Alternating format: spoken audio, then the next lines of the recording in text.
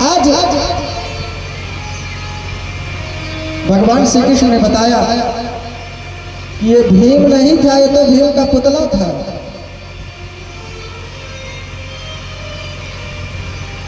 तब उसको संतुष्टि हुई और युधिष्ठिर ने कहा, हे पिताजी, यदि आपकी यही इच्छा है तो मैं आज्ञा देता हूं, भीम जा और तापश्री से भेंट कर। अब तो उसकी जो इच्छा थी यह मिट गई, अब उसके अंदर धर्म का प्रवेश हो गया। अंत समय में और भीम को उसने भेटा और कहा, पुत्र तुम मेरे दुर्योधन ही हो, आज मैं तुम्हें दुर्योधन को देख रहा हूं। ऐसा ही हमारा आपका भी विचार बन जाना चाहिए। शत्रुता को खत्म कर दीजिए। सबको आप 4 दिन की जिंदगी है और एक दिन यहाँ से जाना होगा। मेला है 4 दिन का, एक रोज सबको जाना, सामान 100 बरस का, पल का नहीं ठिकाना।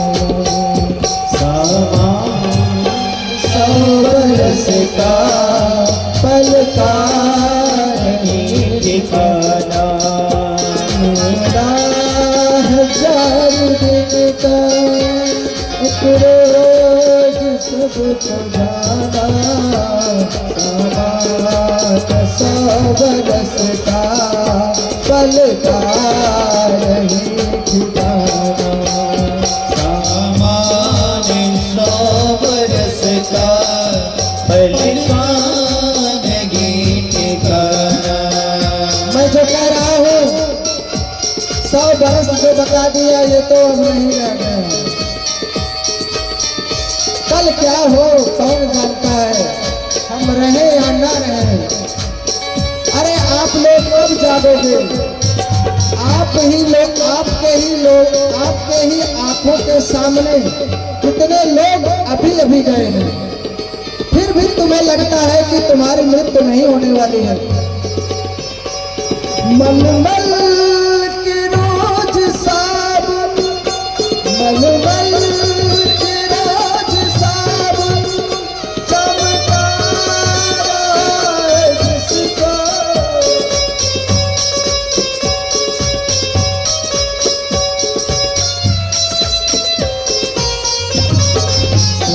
मलमल के रोज सावन चमका रहा है जिसको, काया ये खाक होगी, ये बात ना भुलाना।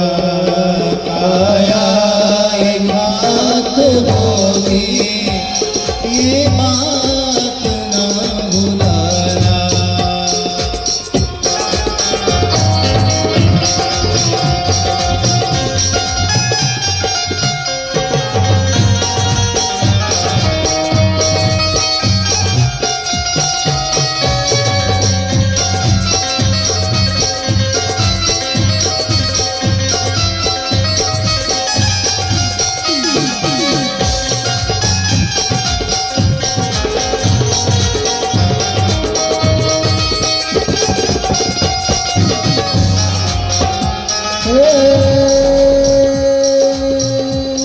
जब सब में है समाया, जब सब में है समाया, फिर कौन अपना पराया। जब सब में है समाया, फिर कौन अपना पराया।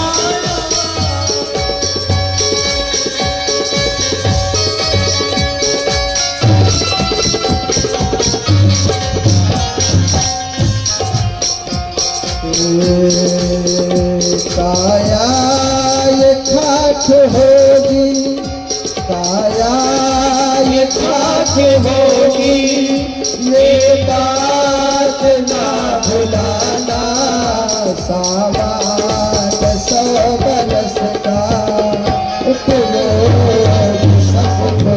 कुछ पल की जिंदगानी एक रोज सबको जाना, बरसों की तो क्यों सोचे पल का नहीं ठिकाना, बरसों की तो क्यों सोचे पल का नहीं ठिकाना। मलमल के सोने अपने तन को जो निखारा, गीतों की खुशबुओं से महके शरीर सारा, काया न साथ होगी ओ काया न साथ देगी, ये बात ना भुलाना, बरसों के तो क्यों सोचे पल का नहीं ठिकाना, बरसों की तो क्यों सोचे पल का नहीं ठिकाना। बोले सच्चिदानंद भगवान की जय हो। आज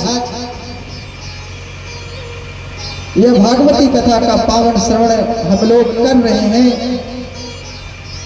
बड़े सौभाग्यशाली हैं। ऐसे राजा परीक्षित को बचा करके भगवान द्वारिका चले गए। द्वारिका जाने के बाद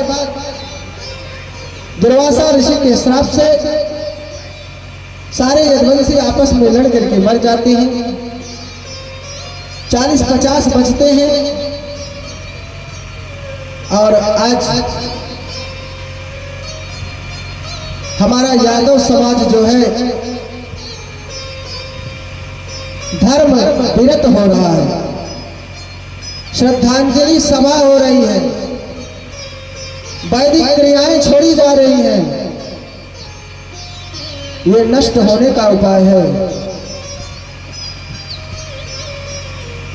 हम राजनीति में नहीं जाना चाहते, लेकिन ये भी अपने हैं, इसलिए दर्द होता है। यहाँ कोई पराया नहीं है। 4 दिन की जिंदगी है, मिल बांट करके रहो। इस धरा का, इस धरा पे धरा रह जाएगा, कुछ साथ जाने वाला नहीं है। आज भगवान जब स्वधाम चले जाते हैं, भगवान स्वधाम जाने से पहले अर्जुन से कहते हैं कि जाओ मेरी पत्नियों को वृंदावन पहुंचा दो। अर्जुन को भी घमंड था, किसका? गांडीव पर। आज भगवान ने अर्जुन के घमंड को चूर चूर किया है। कहा कोई बलवान नहीं होता है, समय हो तो बलवान। भिल्लिल लूटी गोपिका, वही अर्जुन और वही बाण। भगवान ही कोल भील बनकर आए और अपनी पत्नियों का हरण कर लिए, और आज गांडीव काम नहीं किया। अब तो अर्जुन कहां गए? हस्तिनापुर गए, युधिष्ठिर के पास। काफी दिनों के बाद जब पहुंचे तो मुख जो है उतरा हुआ था। किसका? अर्जुन का। क्यों?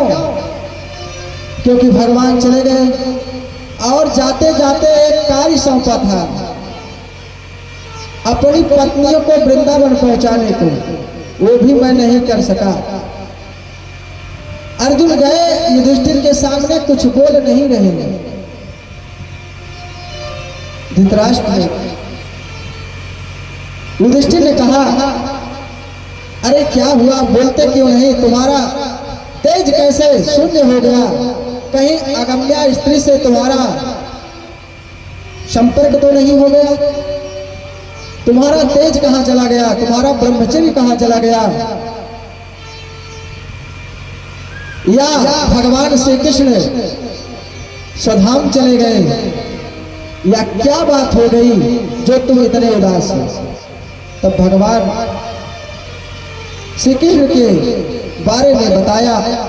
कहा हे भैया, आज वही गांडीव धरा का धरा रह गया। प्रभु के पत्नियों को मैं वृंदावन ले जा रहा था, राधा रानी के पास नहीं ले जा पाया।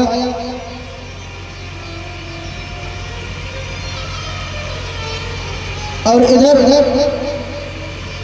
40-50 यदुवंशी बचे हैं और सारे मारे गए हैं। एक दिन अब बड़े उदास हुए पांचों पांडव। कहा अब तो रहने लायक नहीं रह गया, लगता है कलयुग का पदार्पण हो चुका है।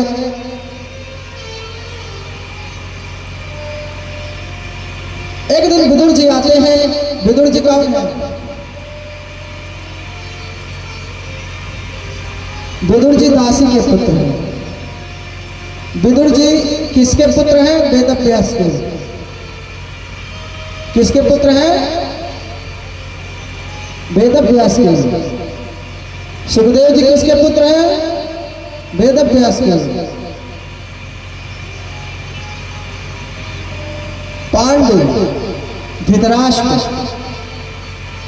और विदुर। जिस समय अंबा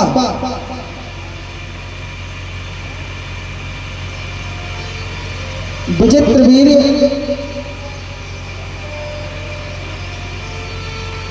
चित्रांगद दोनों किसके पुत्र थे? शांतनु के।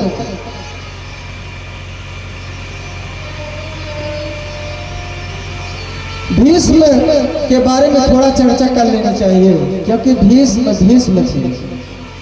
समय नहीं है, शार्ट में बताते हैं। शांतनु एक दिन जाते हैं जंगल में जाते हैं तो वहां गंगा जी नदी के किनारे जाते हैं तो एक सुंदर स्त्री को देखा। वो स्वयं गंगा जी थी। गंगा जी को साप मिला था। शांतनु पूर्व जन्म में एक राजा थे। कभी समय मिला तो विस्तार से बताएंगे।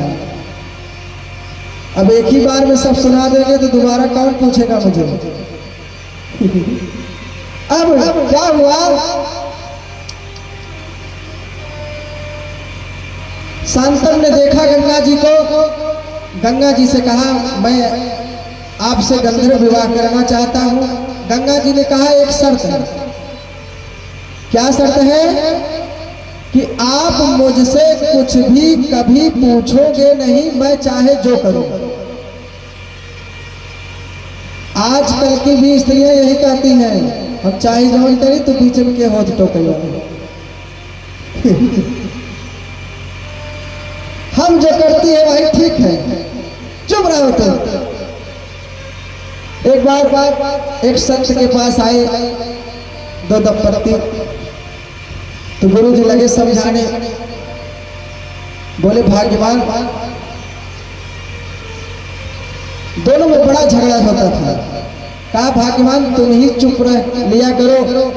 कहा गुरु जी आप ना जानता है, पहले ना ही बोलत रहे, लेकिन जब सब बोले चालू कहे ना तब इनकर बोलती बंद होगी।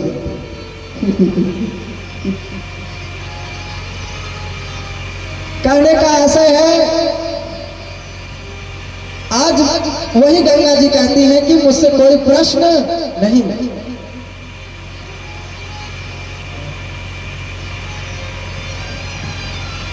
इसके बाद वही गंगा जी कहते हैं कोई प्रश्न मत करना।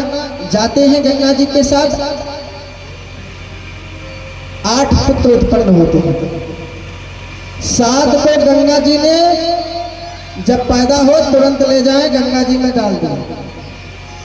7 वसुओं को श्राप था, ये देवता थे। विस्तार से बाद में बताएंगे। अब क्या हुआ? 8वां पुत्र भीष्म हुआ और शांतनु के पास कोई संतान न थी। शांतनु से आज रहा नहीं गया। पीछे पीछे गए और जो ही डालने लगी त्यों ही कहा हे भाग्यवान रुको, 7 तो तुमने ऐसे गायब कर दिया, अब इस पुत्र को क्यों मारना चाहती हो? गंगा जी ने कहा, लो आज से हमारा तुम्हारा संबंध खत्म। गंगा जी को भी श्राप था, शांतनु को भी श्राप था, इसलिए ऐसा हुआ था। आज गंगा जी ने कहा, मैं इस बालक का पालन पोषण करूंगी, समय आने पर मैं तुम्हें इसको दूंगी, जाओ तुम निश्चिंत होकर राज्य करो। राजा शांतनु अब एक दिन जंगल में आए, वही मत्स्यगंधा की कहानी आपको बताए थे अभी कुछ देर पहले, वही मत्स्यगंधा है ये स्त्री। राजा शांतनु भी उसके नाव पे बैठ गए और उसके ऊपर आसक्त हो गए और कहा, मैं तुमसे विवाह करना चाहता हूं, मैं हस्तिनापुर नरेश तुमसे विवाह करना चाहता हूं। कहा, देखो मेरे पिताजी यदि आज्ञा दे तो मैं विवाह कर सकती हूं, मुझे कोई एतराज नहीं है। तो शांतनु गए केवट के पास, केवट से बोले, देख मुझे अपनी पुत्री प्रदान कर दे और इसको मैं हस्तिनापुर की रानी बनाऊंगा। केवट भी बड़ा दिमागी था, उसने सोचा कि देवव्रत भीष्म का बचपन का नाम था। उसने सोचा यदि देवव्रत रहेगा तो युवराज तो वो है और युवराज पद भी देवव्रत को मिल चुका था। तो उसने कहा, एक शर्त पे मैं विवाह कर सकता हूं। कहा, क्या? कहा, यदि तुम्हारा पुत्र विवाह न करे तो मैं अपनी पुत्री का विवाह तुमसे कर दूं और युवराज पद जो है वो मेरा पुत्र प्रधान, मतलब मेरे जो कन्या है इससे जो पुत्र उत्पन्न होगा वही राजा बनेगा। अब तो शांतनु मौन हो गए, चले गए। अब तो दिन रात उनके मन में वही स्त्री दिखे और दिन के दिन दुबले पतले होते चले गए।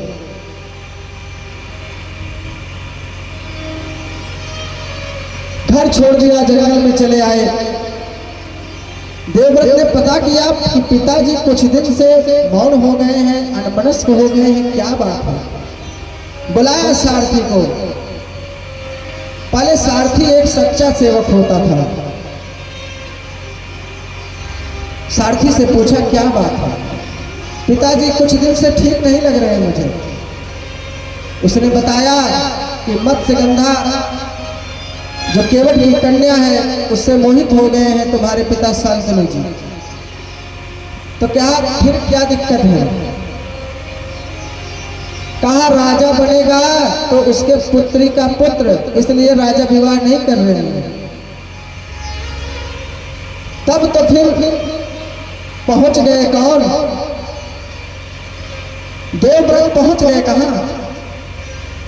केवट के यहां, और उससे कहा, क्यों तू ऐसा नहीं करना चाहता? उसने कहा, देखो कल को मान लो तुम्हारी शादी हो और तुम्हारे भी पुत्र पैदा हो गए और हमारे पुत्री के भी पुत्र पैदा हो गए और आपके पुत्र बलवान हो और उसको मार करके भगा दें और राज्य हथिया लें, तो क्या होगा? इसलिए मैं एक शर्त पर अपनी कन्या दे सकता हूं, तुम्हारे पिता को विवाह न करो तो। उसी समय भीष्म ने 10 दिशाओं को साक्षी मान करके भीष्म प्रतिज्ञा की कहा भूतो न भविष्यतो, आज से मैं अखंड ब्रह्मचर्य व्रत का पालन करता हूं। बोलिए भीष्म महाराज की जय हो। वही भीष्म पितामह आज सरसैया पे लेटे हुए हैं और उधर सारे देवता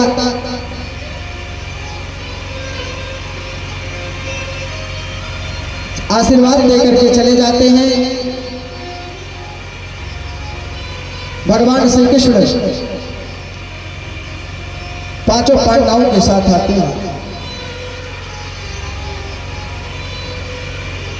पांचों पांडवों के साथ आकर के भीष्म को प्रणाम करते हैं। और भगवान श्री कृष्ण किस लिए लेकर के आए हैं? युधिष्ठिर को मोह हो गया। युधिष्ठिर ने सोचा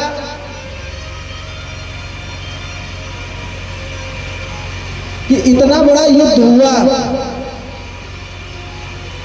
इसका कोई बड़ा कारण न था। अगर मैं जंगल में ही रह जाता तो इतना बड़ा युद्ध न होता। मेरे ही सगे भाई, सभी रिश्तेदार नातेदार मारे गए। धिक्कार है ऐसे जीवन को, धिक्कार है ऐसे राजा को, धिक्कार है मुझे। तब भगवान श्री कृष्ण ने सोचा मैं समझाऊंगा तो समझने वाले नहीं हैं। क्यों? क्योंकि छोटा यदि कभी बड़े को समझाए तो जल्दी बात समझ में नहीं आती, चाहे पूरा ज्ञान ही ओकरे पास हो क्यों नहीं। इसलिए कभी भी यदि ज्ञान लेना है किसी से तो पहले छोटा बनना पड़ेगा। और जब छोटे हो जाते हैं तभी वही जो एक तिनका पृथ्वी पर पड़ा है वही हवा के वेग से कभी आकाश को प्राप्त हो जाता है। भगवान ने सोचा बोलूंगा मैं ही, लेकिन किसके मुख से? भीष्म पितामह के मुख से, क्योंकि वे सबसे बड़े हैं। इसलिए युधिष्ठिर का मोह भंग करना जरूरी है। लेकर के जाते हैं पांचों पांडव, प्रणाम करते हैं किसको? भीष्म पितामह को। आज भगवान ने भीष्म पितामह की मृत्यु को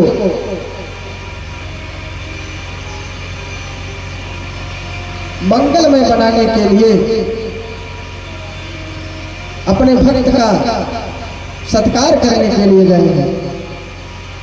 बाण तो विधे हुए थे भीष्म को, लेकिन दर्द किसको था? श्री कृष्ण को। क्योंकि कृष्ण कृष्ण कृष्ण कृष्ण रोम रोम से भीष्म पितामह के केवल एक ही शब्द था। कहा देखो बड़ा मोह हो गया है। तब भगवान ने जब ऐसा कहा तब भीष्म पितामह हंसे और कहा हे प्रभु, भला मुझे क्या ज्ञान है? मेरी जो तर्क रूपी बुद्धि है मैं इसे दान करता हूँ, इसको स्वीकार कीजिए। और हे प्रभु आप ही मेरे कंठ में विराजमान होकर के उपदेश दीजिए। आज समझाया, तमाम प्रकार के धर्म शास्त्रों की आज्ञा को बताया, वास्तविक धर्म को समझाया भीष्म पितामह ने। और देखते ही देखते अपने जीवन लीला को समाप्त किया और प्रभु के चरणों में लीन हो गए। बोले भीष्म महाराज की जय। कहा भीष्म ने भगवान से, हे प्रभु, जिस समय आप सिंह के समान रथ के पहियों को लेकर के मेरे ऊपर दौड़े, उस समय आपका पटका गिरा पृथ्वी पर और पृथ्वी को कहा तुम घबराओ मत, भगवान ने आज अपनी प्रतिज्ञा क्यों तोड़ी है? एक भक्त की प्रतिज्ञा को सफल बनाने के लिए आज हरि न शस्त्र गहाऊं तो मैं लाजू गंगा जल को। भीष्म ने कहा हे प्रभु आपने मेरी प्रतिज्ञा को रख लिया और अपनी प्रतिज्ञा तोड़ दी। क्यों? क्योंकि भगवान किसके वश में है? भक्तों के वश में है। आज इधर भीष्म पितामह स्वधाम चले जाते हैं। इसके आगे कथा बढ़ती है। धृतराष्ट्र, गांधारी, कुंती तो जिस समय भगवान श्री कृष्ण द्वारिका गए उसी समय प्राण त्याग देती है। महाभारत में वर्णन आया है कि प्रभास क्षेत्र में कुंती, धृतराष्ट्र, गांधारी तीनों को विदुर जी लेकर के जाते हैं। एक दिन विदुर जी आते हैं, बहुत डांटते हैं धृतराष्ट्र को, कहते हैं कि सुई के नोक के बराबर भी तुम्हारे पुत्र ने पांचों पांडवों को नहीं दिया, केवल 5 गांव मांग रहे थे, नहीं दिया। आज उन्हीं के टुकड़ों पर तुम पल रहे हो। अरे धिक्कार है तुम्हें, कैसे तुम उनके टुकड़ों पर पल रहे हो। अब साधन करो भगवत प्राप्ति का।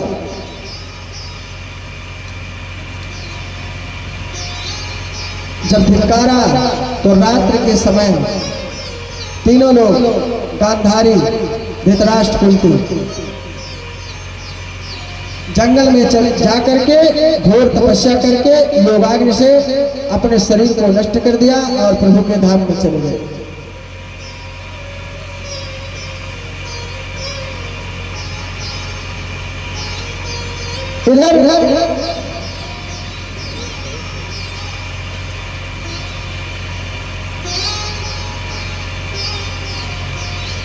युधिष्ठिर ने देखा कि आज तो माता पिता पता नहीं चले गए, कहाँ चले गए, और रोने लगे। तब उसी समय नारद आते हैं और समझाते हैं, कहते हैं यह रोने का समय नहीं है, अब कलयुग आ गया है, इसलिए अब परीक्षित को राज्य देकर के भी तुम लोग भी स्वर्गारोहण की यात्रा करो। धृतराष्ट्र और गांधारी, कुंती ये तीनों स्वधाम चले गए। इनकी चिंता छोड़ दो।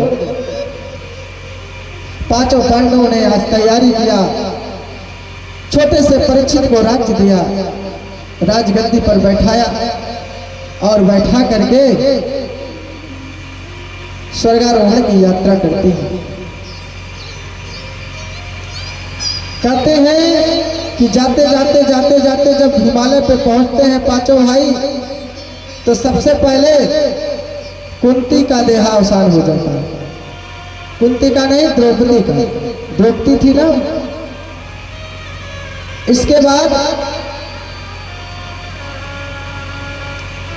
नकुल, सहदेव, इसके बाद भीम दादा।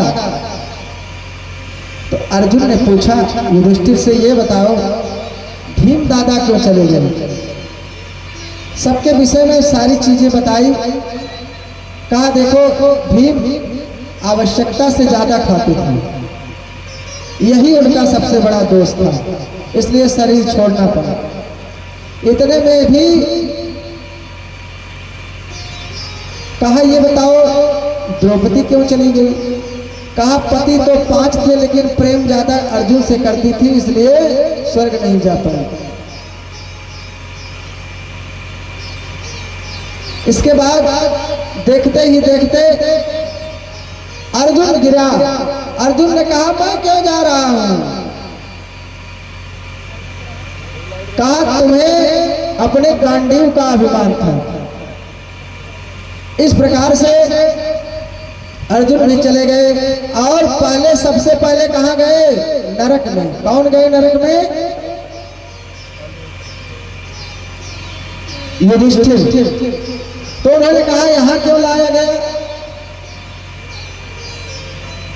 तो कहा आप एक बार झूठ बोले थे। कहा हमने कभी झूठ नहीं बोला था। कहा नहीं बोले थे। कहा कब? कहा वही अश्वत्थामा मारा गया नरो या कुंजरो। तो कहा ये तो हमने नहीं बोला था, बुलवाया गया था। कहें किसने बुलवाया था? कहें भगवान श्री कृष्ण ने। तो इसके दोषी भगवान श्री कृष्ण है, मैं नहीं हूं। भगवान आ गए वहीं। कहा देखो मैं जो कहा था अगर तुम कहते तो वो झूठ नहीं था। मैंने कहा अश्वत्थामा मारा गया, तुम बोलते अश्वत्थामा मारा गया, तो ये झूठ थोड़ी ना होता।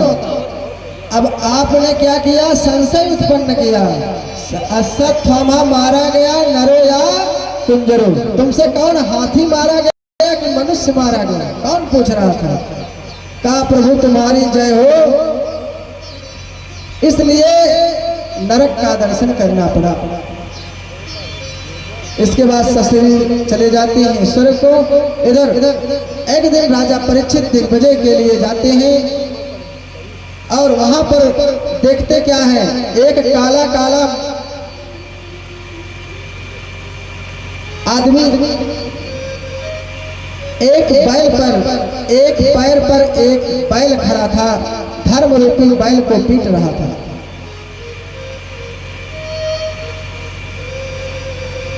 उसी समय वहां पर युधिष्ठिर परीक्षित पहुंचते हैं। कहते हैं अरे मूर्ख तुम क्या कर रहे हो? पृथ्वी रूपी गाय भी वहीं पर खड़ी थी, गाय को पीटने लगा। इतने में राजा परीक्षित ने उठाया धनुष बाण और कहा हे मूर्ख तो मेरे राज्य में कौन होता है अत्याचार करने वाला? मैं अर्जुन का पुत्र, अभी मेरे बाणों में वो क्षमता है कि मैं तुझे आज ही नष्ट कर सकता हूं। अब तो जब बाण निकाल लिया राजा परीक्षित ने तो चरणों में दौड़ के गिर पड़ा।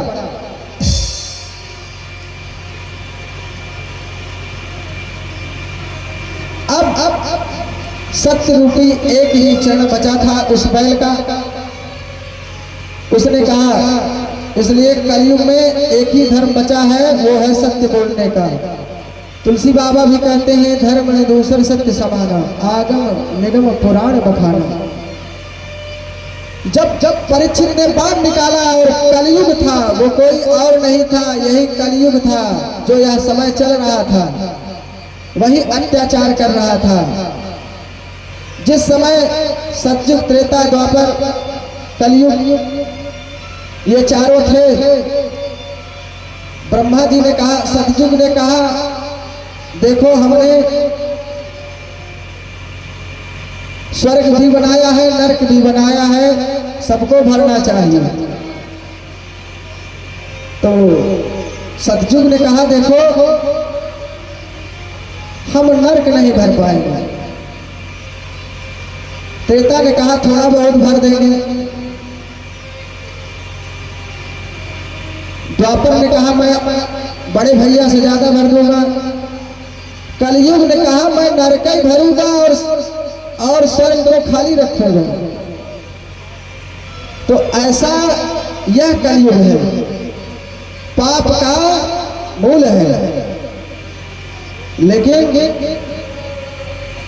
कलयुग युग नहीं आन युग जो नर कर विश्वास।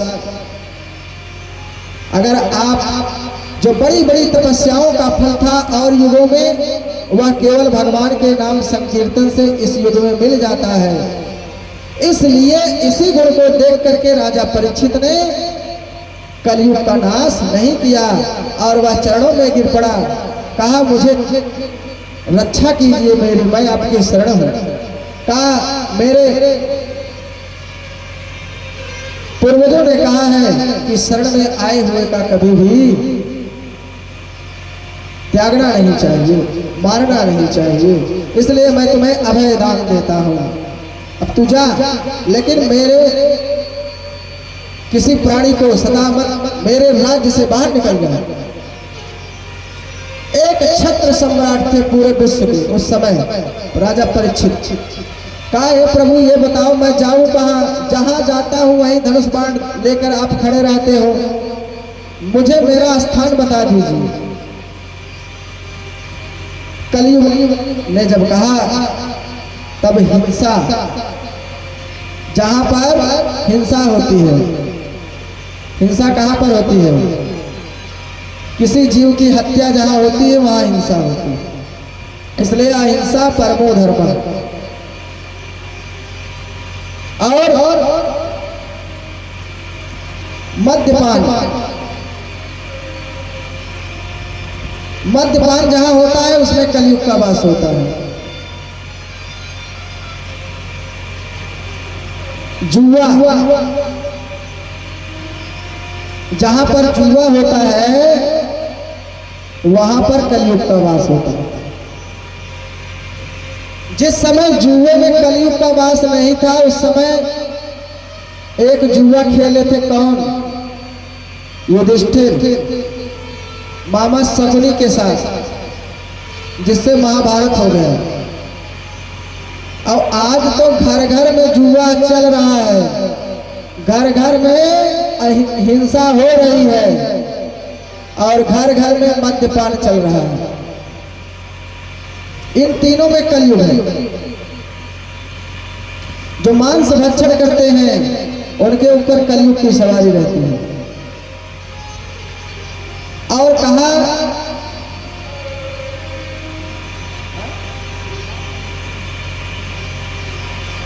इसके बाद कहा जहां पर कला होगी, जहां पर झगड़ा लड़ाई होगी वहां पर तुम्हारा वास होगा। ये मैं 4 स्थान तुमको देता हूं। इसके बाद तब तो उन्होंने कहा ये तो सब अधर्म के ही पालक करने वाले हैं, इसलिए मुझे कोई और एक अच्छा स्थान दे दीजिए। तब कलयुग को राजा परीक्षित ने 5वां स्थान दिया और वह 5वां स्थान था स्वर्ग। स्वर्ण का स्थान जब दिया, जिस स्वर्ण को ईमानदारी से नहीं कमाया गया रहेगा वह स्वर्ण, उस स्वर्ण में कलयुग का वास होता है। और जो स्वर्ण ईमानदारी से कमाया हुआ रहेगा उसमें नारायण का वास होता है। स्वर्ण इस समय क्या बताएं, महंगा होता चला जा रहा है और महिलाओं की मांग के कारण ही यह महंगा हुआ है। अगर आप लोग तुलसी की माला धारण कर लो तो सोना सस्ता हो जाएगा, इसकी वैल्यू खत्म। इसकी वैल्यू तो भारत की स्त्रियों ने कर रखा है। आज बहुत ज्यादा सोना के चक्कर में पड़ोगी तो कलयुग वास करने लगेगा और घर में कलह आ जाएगी, इसलिए सोने का चक्कर थोड़ा कम रखो। आरती और होने वाली है, जजमान मुख्य जजमान यहाँ पधारे जल्द ही। आज राजा परीक्षित देखा कि थोड़ा मैं समय 5 मिनट 10 मिनट ज्यादा ले रहा हूं, आप लोगों को जो जल्दबाजी में है जरा हाथ ऊपर करें। धन्य हो प्रभु। आज चाचा का घर दूर होगा इसलिए जाना चाहते हैं, समय भी हो गया है। परीक्षित के मुकुट में आज अधर्म रूपी स्वर्ण विद्यमान था, जिसके कारण होता क्या है, वह जो मुकुट था जरासंध का मुकुट था। भीम ने जरासंध को परास्त करके लाए थे और वही मुकुट आज जब शिकार खेलने आ रहे थे तो राजा परीक्षित अपने माथे पर धारण कर लिया, जिसके कारण हुआ क्या, अब उन्हीं के माथे में कलयुग बैठ गया और उनकी बुद्धि को भ्रष्ट कर दिया। अब उन्हें जंगल में बड़ी तेज प्यास लगी। प्यास लगने के कारण वो ढूंढते ढूंढते समीक ऋषि के आश्रम में पहुंचे। आश्रम में पहुंच करके उन्होंने समीक ऋषि से कहा मैं राजा परीक्षित हूँ, मुझे जल पिला दो, मैं बहुत प्यासा हूँ। इतना कहा तब तक जो ऊपर मुकुट में बैठा हुआ था कलयुग, नीचे से उस समय कलयुग ने क्या किया, कहा देखते हो, ये देखो एक राजा का यही सत्कार हो रहा है, तुम आए हो न जल, कम से कम जल तो पिला देते। या ऋषि देखो ढोंग कर रहा है आंख मूंद करके, नष्ट कर दो उसको। तुरंत बाण निकाला और मारना चाहा समीक ऋषि को परीक्षित ने, लेकिन बाण को खींचा। पुराने संस्कार थे परीक्षित के, उन संस्कारों ने बाण छोड़ने न दिया और रुक गए। और तब कलयुग ने कहा, बगल में ही मरा हुआ सर्प पड़ा हुआ था, उठाया बाण से और समीक ऋषि के गले में वह सर्प लपेट दिया। बालक, कुछ छोटे छोटे बालक वहां थे, ये क्रिया देखे और देखने के बाद थोड़ी ही दूर पर उनका पुत्र श्रृंगी जो था वह स्नान कर रहा था, स्नान कर रहा था। उससे जब बताया तो उसने आओ देखा ताओ और जल उठाया। कहा, जिस मूर्ख राजा ने मेरे पिता के गले में मरा हुआ सर्प लपेटा है, आज के 7वें दिन भयंकर विषधारी तक्षक नाग के काटने से उसकी मृत्यु हो जाएगी। ऐसा घोर श्राप दे दिया। ऐसा घोर श्राप देकर के वह आया और समीक ऋषि के चरणों में प्रणाम करके रोने लगा। अब जब रोने लगा, जब आंसुओं के कुछ बूंद समीक ऋषि के ऊपर पड़े तो वे उठ खड़े हुए, बोले, क्या हुआ पुत्र? तुरंत गले से सांप को निकाला। कहा, मैंने ऐसा ऐसा किया। कहा, मूर्ख, मैंने तुम्हें कच्ची आयु में ये जो सामर्थ्य दे दिया सांप का, गलत किया। पछताने लगे और तुरंत अपने सेवकों को भेजा और कहा, जाओ राजा परीक्षित को संदेश दो कि आज से 7वें दिन उनकी मृत्यु हो जाएगी। 7 ही दिन में हमारी और आपकी भी मृत्यु होने वाली है। डरो मत, दिन 7 ही होते हैं।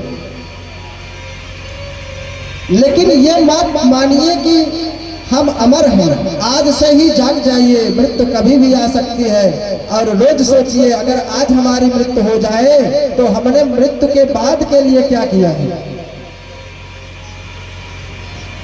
तो 7 ही दिन में इस जीव हम और आपकी मृत्यु होती है। इसलिए